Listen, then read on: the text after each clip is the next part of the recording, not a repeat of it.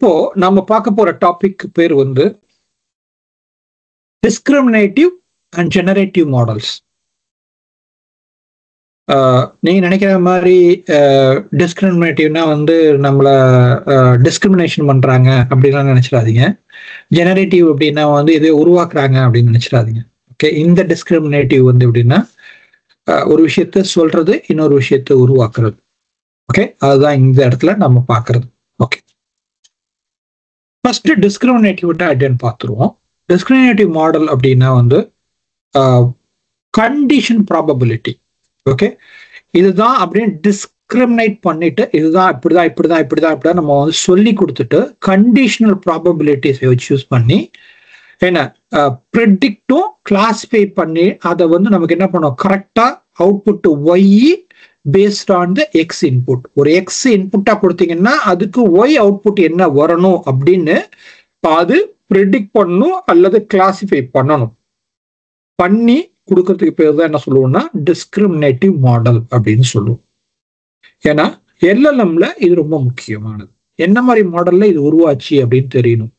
நாம போய் நாளைக்கு ஒரு மாடலை செலக்ட் பண்றோம் அப்படின்னா அந்த மாடல் வந்து என்ன மாடல் அப்படின்னு தெரிஞ்சாதான் நமக்கான கரெக்டான அவுட்புட் வரும்.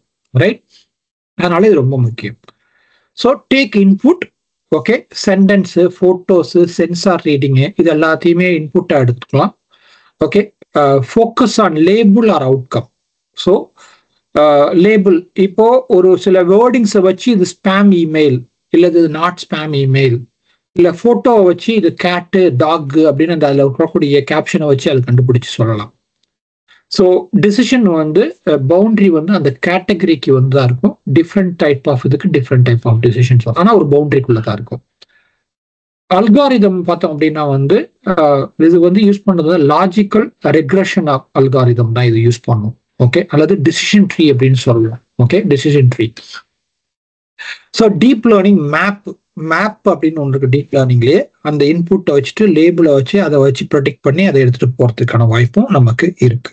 ஓகே, ஸோ இதுல ரியல் வேர்ல்டு எக்ஸாம்பிள் அப்படின்னு பார்த்தோம்னா டிஸ்கிரிமினேட்டிவ் மாடல்ல பொறுத்த வரைக்கும் spam filter one of the கொண்டு வரலாம், ஃப்ராட் டிடெக்ஷன் கொண்டு வரலாம், இமேஜ் கிளாசிஃபையரை கொண்டு வரலாம், வாய்ஸ் கமாண்ட். ஓகே, இப்போ வந்து அலெக்சா பிளே மியூசிக், சரி பிளே மியூசிக் அப்படின்னு சொல்றோம் இல்லையா, ஸ்டாப் அப்படின்னு சொல்றோம். இது எல்லாமே வாய்ஸ் கமாண்ட் எல்லாத்தையுமே டிஸ்கிரிமினேட்டிவ்.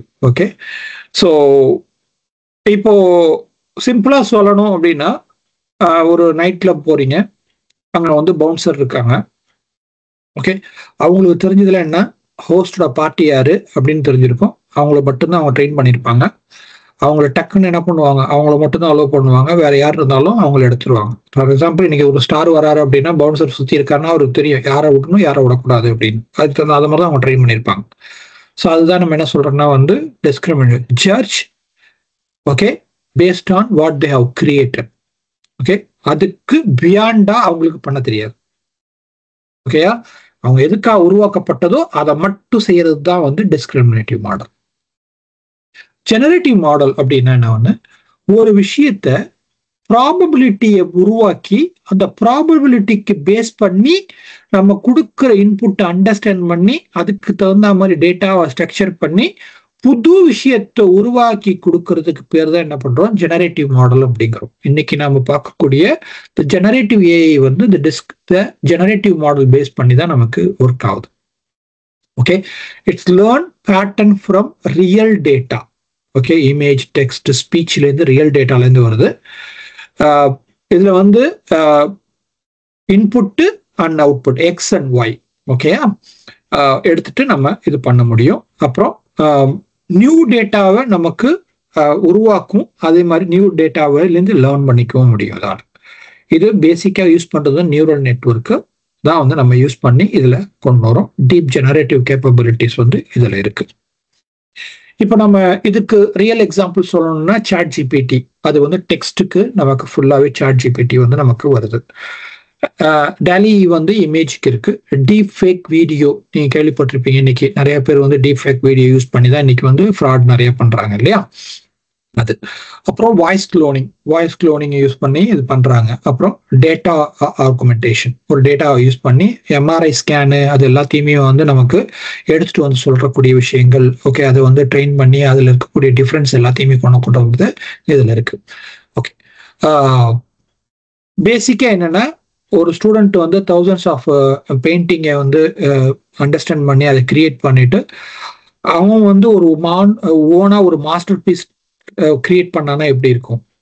ஓகே, அதுதான் வந்து ஜெனரேட்டிவ் அப்படின்னு சொல்றோம் இல்லையா. புதுசா உருவாக்கி கொடுக்கக்கூடிய விஷயங்கள் தான் வந்து ஜெனரேட்டிவ் அப்படின்னு சொல்றோம். ஓகே, இதுதான் ஜெனரேட்டிவ் மாடல். ஜெனரேட்டிவ் மாடலுக்கும் டிஸ்கிரிமினேட்டிவ் மாடலுக்கும் உள்ள வித்தியாசம் அப்படின்னு பார்த்தோம்னா வந்து ஒரு இமேஜ் கொடுத்துட்டு கிளாசிஃபை பண்ணி இதுதான் அப்படின்னு சொன்னோம்னா அது நமக்கு என்ன பண்ணும், கிளாசிஃபை பண்ணது வந்து நமக்கு கேட்டா இல்லையான்னு சொல்லும். இன்னொன்று வந்து வேற ஜெனரேட்டிவ் வந்து ஒரு படத்தையே உருவாக்கி கொடுக்கும். ஓகே, அது ஒரு கேட்டை கொடுத்துட்டு இல்லை எனக்கு கேட்டு கொடு அப்படின்னு நம்ம கேட்டோம்னா அந்த கேட்டு படத்தை உருவாக்கி கொடுக்கக்கூடியதான் ஜெனரேட்டிவ் மாடல். ஓகே, இப்போ இதுக்கு பார்த்தோம் அப்படின்னா வந்து பேசிக்கா வந்து இங்க எடுத்துக்கிட்டீங்க அப்படின்னா நம்ம இன்புட் டேட்டா கொடுக்கும்போது லேபிள் கொடுப்போம். லேபிள் கொடுத்துட்டு லேபிள் நம்ம என்ன பண்ணுவோம் அப்படின்னா வந்து ப்ரிடிக்டிவ் டேட்டா மாடல்ல கொடுத்துட்டு அதை வந்து learn relationship between data and model பண்ணிட்டு அவுட்புட் எடுத்துட்டு அந்த லேபிள் நம்ம வந்து திருப்பி ரீபப்ளிஷ் பண்ணுவோம். வேற ஜெனரேட்டிவ் மாடலை பொறுத்த வரைக்கும் இன்புட் டேட்டா ஜெனரேட்டிவ் மாடல் அதே லேர்ன் தான் பண்ணுது. இது நீங்க என்ன பண்ணுது, அன்ஸ்ட்ரக்சர் கண்டென்ட் லேர்ன் பண்ணுது.